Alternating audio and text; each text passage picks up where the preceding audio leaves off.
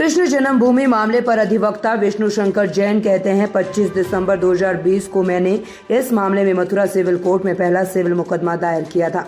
आज इलाहाबाद कोर्ट इस मामले पर अपना आदेश सुनाने जा रहा है। शाही ईदगाह मस्जिद का दावा है कि कृष्ण जन्मभूमि के लिए हमने जो याचिका दायर की है वह लागू नहीं होती। हमने अपनी बात रखी है कि पूजा स्थल अधिनियम यहाँ लागू नहीं होगा क्योंकि यह ASI संरक्षित स्मारक है। हम कोर्ट के आदेश का इंतजार कर रहे हैं। देखिए, काफी डिटेल्ड सुनवाई हुई है। मैं आपको बताना चाहता हूँ 25 सितंबर 2020 को मैंने इस केस में पहला सिविल सूट मथुरा के सिविल कोर्ट में दाखिल किया था।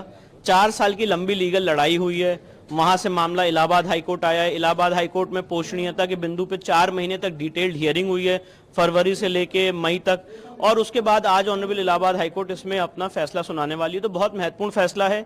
शाही ईदगाह मस्जिद का कहना है कि कृष्ण जन्मभूमि के लिए जो हमने केस फाइल किया है ये चलने लायक योग्य नहीं है, ये पोषणीय नहीं है। ये प्लेसेस ऑफ वर्शिप एक्ट से, वफ एक्ट से, स्पेसिफिक रिलीफ एक्ट से, लिमिटेशन एक्ट से, ऑर्डर 23 रूल 3A से बाधित है।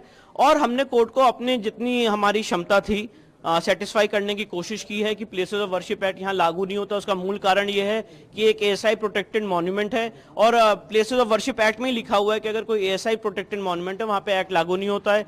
जहाँ तक वफ एक्ट का सवाल है, 2 सुप्रीम कोर्ट के जजमेंट्स हमारे फेवर में हैं जिसमें लिखा हुआ है कि ये वफ का नोटिफिकेशन नॉन मुस्लिम्स पे अप्लाई नहीं होता है। और भी सारे बिंदु पे हमने बिंदुवार डिटेल जवाब दिया है। तो काफी मेहनत की है और लेट्स सी कोर्ट के वर्डिक्ट का हमें इंतजार है। नहीं, ये एक होक्स है जो लोगों ने क्रिएट किया कि प्लेसेस ऑफ वर्शिप एक्ट की वजह से केस नहीं चल सकते इस तरह के।